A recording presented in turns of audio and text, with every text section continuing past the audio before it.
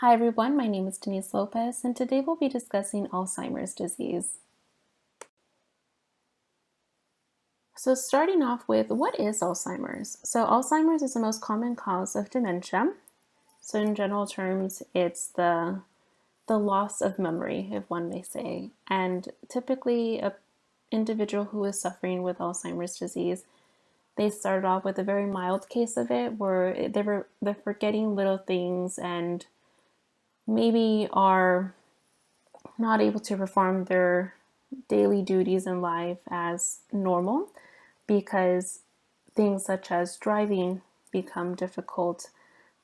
But people who have a severe case of Alzheimer's, for the most part, don't remember who they are and also don't remember their family. And to really understand what Alzheimer's is taking a look into someone's brain and see how the disease has affected that individual. And a really quick example I'll give is someone who is suffering from Alzheimer's and has passed away from Alzheimer's. If you look at their brain once they passed on, it's relatively small, therefore it has shrunk. There has been some decay where that indicates memory loss, as well as the ability of neurons to no longer create interactions which between the synapse of the neuron. And comparing that to a individual who has died of natural causes where the brain is large, there are no decay marks, and those decay marks are a symbol of the memory loss that comes with Alzheimer's. So Alzheimer's, what it is the loss of memory, to put in general terms. And let's move on to what the symptoms of Alzheimer's is. So Alzheimer's symptoms are, as stated, the loss of memory, as well as difficulty with performing familiar tasks such as driving and handling one's finances. There are some cases where people who are experiencing early onset Alzheimer's, they'll have a task where they're going to go somewhere and they're driving, and out of nowhere they get lost. They don't know where they are. They feel that they're going in the wrong direction, and it's a sense of panic. And that's one of the first signs that someone is slowly losing their memory by not remembering where they initially planned on going, as well as lack of judgment. And what that means is someone who is showing symptoms of Alzheimer's, maybe they're not making the right judgment calls, trusting people they probably shouldn't, or at times lack of judgment can be in denial of maybe having the disease. And changes of personality and changes in mood and behavior kind of attribute to Alzheimer's from how it was discovered in the beginning of time, which we'll discuss in History of Alzheimer's. But this is something that is fundamentally a part of an individual who is showing symptoms of Alzheimer's. So let's move on to History of Alzheimer's and get into that a little bit more. So the history of Alzheimer's. In 1906, the German physician Alois Alzheimer was treating a patient who was showing erratic behavior, and at the time, any individual who was showing some form of mental disorder, family members typically did not want to deal with them. But with this patient, she wasn't just showing signs of a mental disorder, she was also showing signs of memory loss. And what that entailed was she didn't remember who her family was, hence the erratic behavior towards her family. And once this individual did pass away, Dr. Alzheimer actually performed an autopsy, and that is where he saw that her brain had shrunk a significant amount compared to an individual who died of natural causes, as discussed prior. And that is where the thought of Alzheimer's was not seen as a mental disorder, but more of a neurological disorder.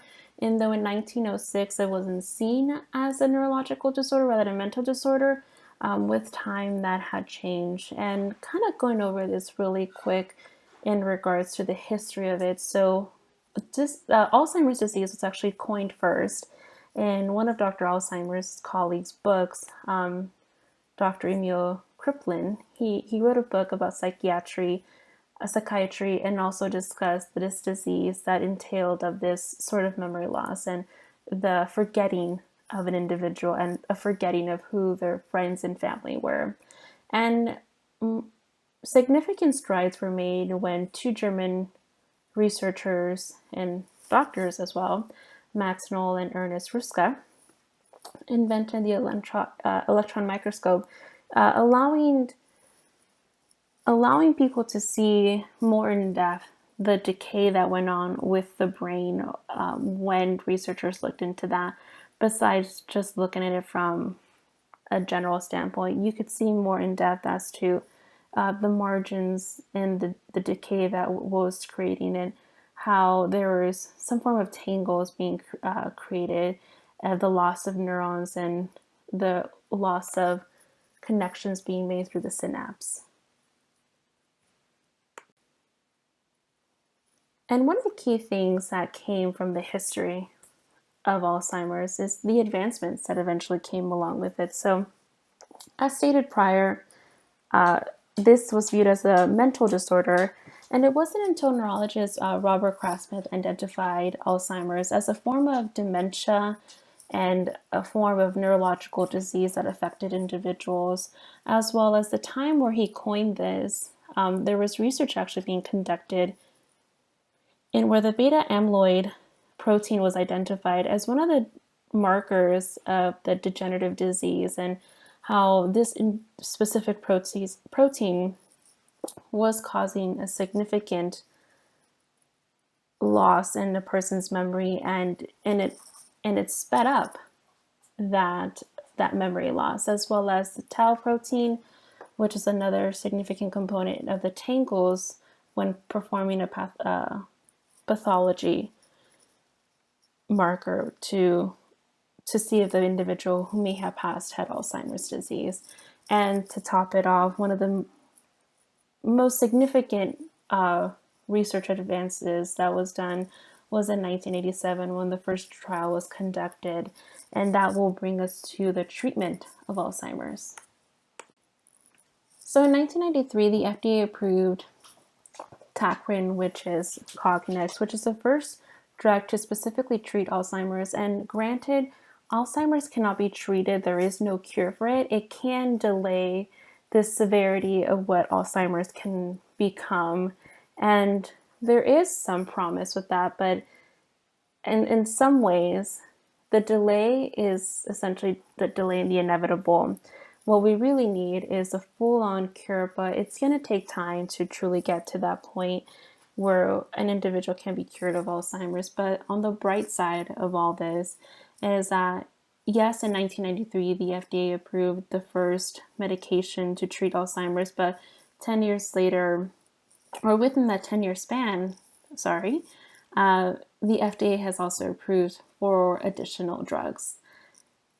And truly, the most significant treatment and preventative care a person can take is, one, to actually exercise on a daily basis, read, and work the brain in a very problem-solving kind of way. So nowadays, luckily, we are able to have our phones, and within our phones, we're able to have these apps, and there are apps created to actually stimulate the brain to be able to create new memories, create new passages within the brain to strengthen essentially our neurons and our neural receptors. So though it's not a form of treatment, it is a way of preventing the disease. And essentially, if you have the disease, working your brain to kind of build new building blocks, even though it might be harder. If you try to do that with the medication, there's been research that has been done where there is some form of progress where the severity of the disease tends to be a little bit delayed. And let's move on to the hope that may come with this disease, and hopefully one day there'll be a cure. So talking about Alzheimer's today. So Alzheimer's today is no longer viewed as a mental disorder and is now viewed as a neurological disorder. And in 2010, And though, yes, the disease was discovered in 1906, but it wasn't until 2010 when Alzheimer's researchers have come together to establish a clinical trial database where other researchers can go in to see any research being conducted for Alzheimer's to get pointers or markers or any type of key points that will point them in the direction into how to take a clinical trial and what to do to make advancements, as well as in 2018, the dementia care practice for recommendations was put into place for not just physicians, but so physicians can help treat patients who have Alzheimer's there, and the physicians can also relay that to caregivers who help the individuals dealing with dementia. Because at the end of the day, yes, there is someone who is dealing with a severe dementia, which is Alzheimer's, but the caregivers are the ultimate ones who have to stick by them and make sure that they have all the support they need and all the care, which is extremely important. And to end it on a happy note is Bill Gates is helping is being a part of the Cloud Research Grant Program, and this is a grant that's specifically out there for anybody and any research who wants to devote their time and their research to finding a cure or finding any type of progress for a treatment for Alzheimer's. And to top it off, we're just going to go over a quick recap. So, what is the disease? Alzheimer's is the disease of memory loss, as well as the ability to create new memories due to decay in the brain.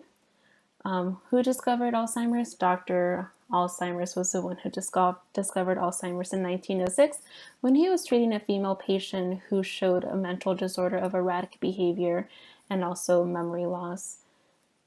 And the advancements that have been done for the treatment is that in 1993, the first treatment for Alzheimer's was approved by the FDA, and within that time period, within 10 years, there's 4 additional treatments that were approved by the FDA to treat Alzheimer's. And how it has evolved over time. So Alzheimer's is no longer viewed as a disease, as a mental disorder, and now is viewed as a neurological disorder. And just to kind of top it off, notable people who've actually had Alzheimer's and been very vocal about it was President Ronald Reagan, as well as Maria Shriver's mother, who was Eunice Shriver, and the sister to John F. Kennedy. And with that, we have concluded our presentation. I hope you enjoyed this time in learning about Alzheimer's and hopefully decide to take part in some form of research or advocacy and furthering along the progression and research to potentially finding a cure. Have a great day.